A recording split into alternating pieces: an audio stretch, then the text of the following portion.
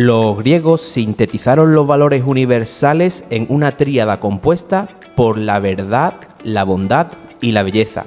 Ya en el banquete, Platón aseguraba que si por algo merece la pena vivir es por contemplar la belleza. Desde aquel entonces, los hombres se han afanado en perseguir ese ideal, ya sea en los versos épicos de Homero, en los trazos febriles de Goya, en los acordes arrebatadores de Paco de Lucía o en esos duelos crepusculares de John Ford.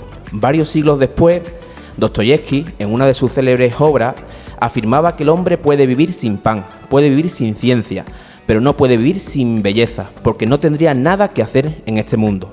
Si algo queremos hacer en Radio Fray es abandonar la caverna, pero no sin antes conocer los entresijos de las pinturas rupestres de su interior y otras tantas obras de arte gracias a las lecciones magistrales de Antonio Sierra. Buenos días, Antonio. Buenos días, muchas gracias por invitarme y magnífica entrada. Gracias a ti por aceptar la invitación de Radio Fray. ¿Qué tal? ¿Cómo estás? Muy bien, muy bien. Gracias. Y también gracias por acogernos aquí en tu segunda casa, ¿no? En este aula de dibujo, y para charlar un ratito, ¿no? Sobre tus inquietudes, tu trabajo y el encomiable proyecto que supone el bachillerato artístico. ¿Cómo empezaste tú a interesarte por el arte? Bueno, lo primero es un placer estar con vosotros y estáis haciendo un trabajo magnífico. Bueno, realmente hay dos vertientes, en el arte como creador y en el arte como observador. Como creando desde pequeño, desde los 6 años pues ya dibujaba. Yo recuerdo que bueno, mi madre me llevaba a una tiendecita de ultramarinos, me daban una hoja de estraza y me decían, Antoñito, dibújame tal cosa, y yo lo hacía y tal. Después, un poco más de mayor, pues los recursos económicos en casa no eran muy buenos, y yo recuerdo que mis juguetes me los fabricaba yo de plastilina. Recuerdo que era la época de Mazinger Z y tal, y yo creaba las figuritas. Cuando había películas de la Edad Media, pues creaba mis caballeros. Y lo curioso es que amigos que tenía cerca, pues les gustaba jugar con los juguetes creados por mí, y me pedían que les hiciera algunos. Después, como observador, pues hay un impasse que fue estando en sexto de primaria, donde en el colegio nos llevaron a ver el Museo de Bellas Artes, y entonces pues aquello me impactó un poco. Y un poco más tarde pues también el hecho de que un maestro que yo tenía en primaria hablara con mis padres y le dijeron que sería conveniente que me pusieran en un taller de pintura porque veía posibilidades futuras, y entonces pues estuve en un taller de pintura y ahí pues empecé también a conocer a pintores y a pintar, a experimentar. A partir de ahí yo creo que ese fue el comienzo. Qué bonita historia, sobre todo eso, imaginando, ¿no?, a este pequeño Antonio dibujando en papel de estraza, sí. Una imagen muy entrañable. ¿Cuáles son los principales retos a los que se enfrenta un profesor del bachillerato artístico en su labor diaria? Bueno, en este caso concreto de este centro, lo que más trabajo ha costado y lo que es el mayor desafío es empezar a hacer que la rueda comience a moverse.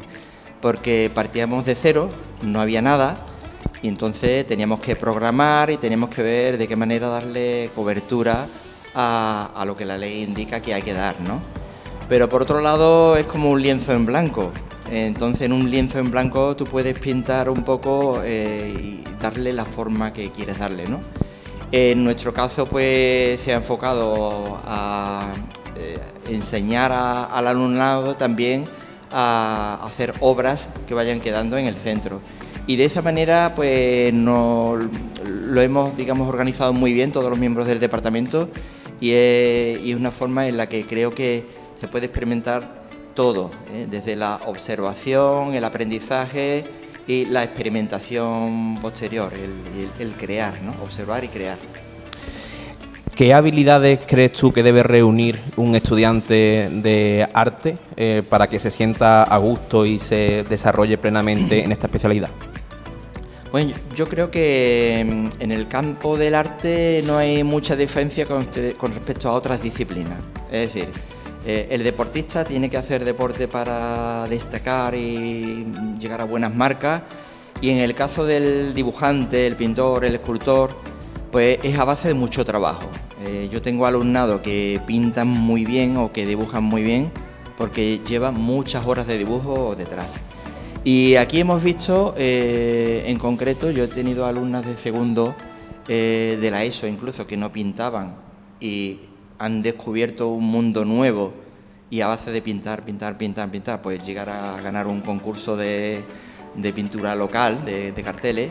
Y en el caso en concreto con bachillerato, pues tenemos ahí que gracias a un concienzudo trabajo de mi compañero Fidel, pues que le enseña a ver, a medir, a organizar, a ver las direcciones, la valoración tonal, pues llegan a conocer un mundo de técnicas que desconocían, y es como si tú coges un libro de cocina. No sabes cocinar hasta que empiezas a organizar los ingredientes y después le das tu toque, ¿no? Pero todo es trabajo y más trabajo.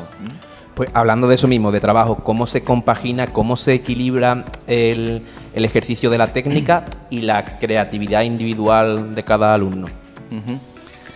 Bien, pues nosotros tenemos un tipo de clases teórico-prácticas. Es decir, hay una fase de teoría donde el alumnado busca información o se les explica alguna técnica con alguna presentación y tal. Y después la parte creativa es la que ellos experimentan. Por ejemplo, hay una materia en primero que es proyectos artísticos, y va de eso, va de realizar proyectos. Hay una actividad que es muy bonita, que la llamamos Versionando Artistas, y en concreto este año lo hemos hecho con las meninas.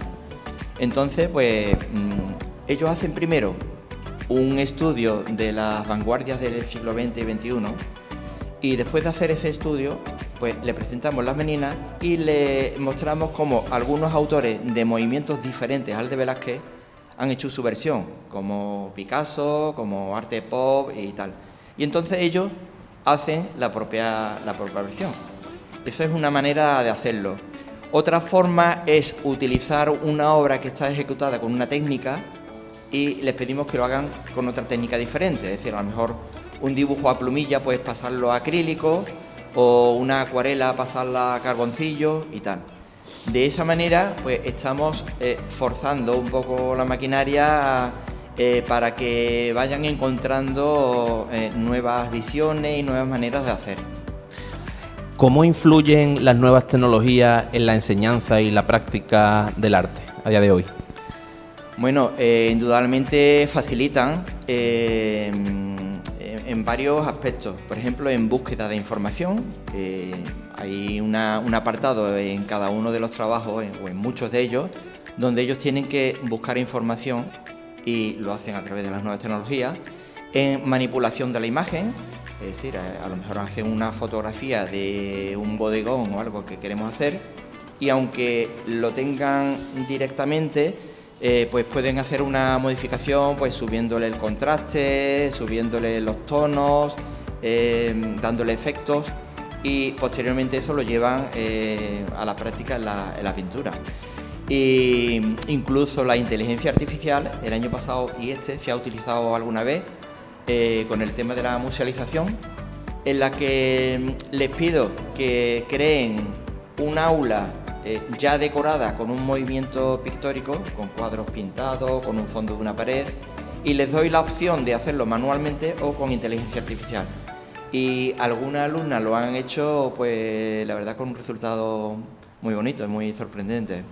Qué interesante, pues nos gustaría verlo y echarle un vistazo ahí desde Radio Fray. ¿Crees que en el actual sistema educativo se valora lo suficiente el arte? Y en el caso de que no, ¿qué cambios o qué medidas implementaría? Rotundamente no. Es decir, tradicionalmente, desde hace ya varios cambios educativos, cada vez que ha habido algún cambio, ha habido una protesta por parte del profesorado de dibujo, porque se ha ido reduciendo paulatinamente las horas. de tener alguna hora en primero y segundo a desaparecer ya en algún curso. Actualmente, por ejemplo, en primero de la ESO tenemos 1 hora, en segundo no hay, en tercero 2 horas y en cuarto pues puedes tenerla como optativa, una optativa de 3 horas en el caso de la expresión artística. Este año, por ejemplo, en nuestro centro no nos ha salido, entonces con 3 horas durante toda la secundaria es una formación muy escasa. Yo creo que si en cualquier otra materia, en educación física o en cualquier otra, le dijeran, bueno, tiene 3 horas divididas en toda la enseñanza, entonces partimos de la necesidad de dotar de más horas. Lo ideal sería al menos tener 2 horas en primero, 2 horas en segundo, 2 horas en tercero y en cuarto, si hay alumnado interesado en coger un itinerario artístico, pues que tenga una formación dentro de esa optatividad que facilite, digamos, el tener después recursos para aprovecharlos en el bachillerato. Teniendo en cuenta que tú tienes una dilatada trayectoria, una amplia carrera en la docencia, ¿nos podrías contar alguna anécdota o algún momento memorable con tus estudiantes? Bueno, así como memorable tengo varios, ¿eh? Hay uno que tengo en la retina y es que, bueno, en mi casa, como he comentado antes, éramos 3 hermanos, mi padre era albañil, los recursos eran un poco así y dieron una charla en un colegio y entonces pues hablaban sobre lo importante de que es la vocación y quien impartía aquella charla para padres a la que yo asistí pues decía que prefería un fontanero feliz a un arquitecto amargado. Es decir, que es importante seguir esa vocación. Entonces yo recuerdo que yo levanté mi manita, entonces era pequeño, y digo, ¿y si no hay recursos? Y entonces pues nos dijeron, bueno, hay becas, hay ayudas y tal. Y mi padre al finalizar me dijo, no te preocupes, Antonio José, soy en casa, que mientras yo tenga 2 manitas, tú no vas a tener problemas. Naturalmente, después seguí la trayectoria y estudié y demás. Pero aquel año mi regalo de Reyes fue, con mucho trabajo, un caballete y un maletín de pintura. Entonces es algo que me quedó en la retina. Está claro que es un recuerdo indeleble, te lo vas a llevar Pues sí. por siempre contigo. Claro. Hay muchos chicos, muchos jóvenes que sienten pasión o vocación por el arte, pero lo ven como una carrera con un futuro un tanto incierto. ¿De qué manera lo alentaría, lo animaría a que cursaran esa especialidad del bachillerato y no, bueno, se desanimaran? Uh-huh.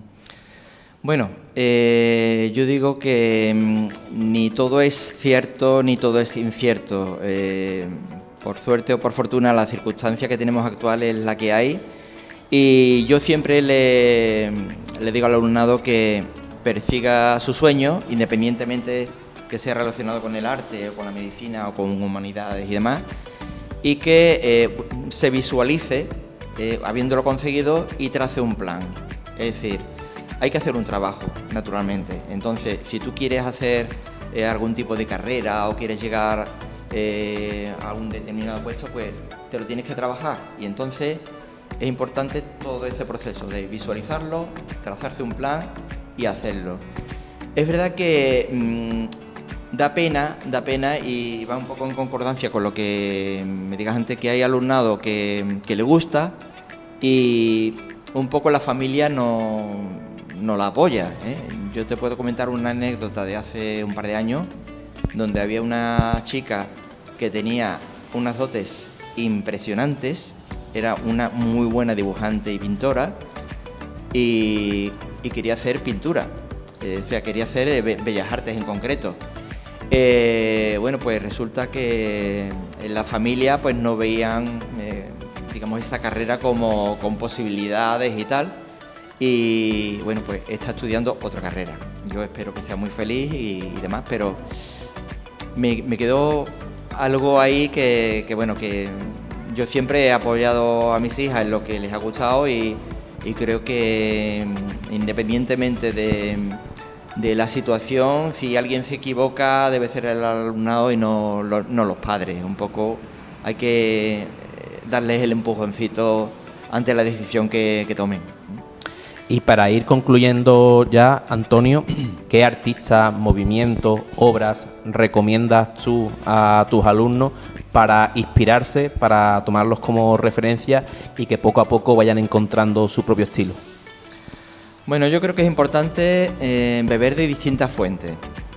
Es decir, yo recuerdo que con 15 años, por ejemplo, conocía solamente los clásicos y me llevaron una vez al Museo del Prado y acababa de llegar de Estados Unidos el Guernica de Picasso, estuvo por un tiempo allí, y cuando yo vi aquel cuadro impresionante con un cristal antibalas delante y una sala llena de dibujos, y aquello no se parecía en nada a lo que yo conocía, y entonces pues me impactó un poco. Digo, ¿qué es esto?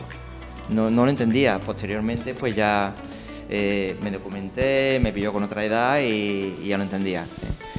Yo creo que hay que beber de distintas fuentes, de los clásicos, de las vanguardias y demás. Indispensable, por ejemplo, en el dibujo, Leonardo da Vinci, para mí es el gran maestro.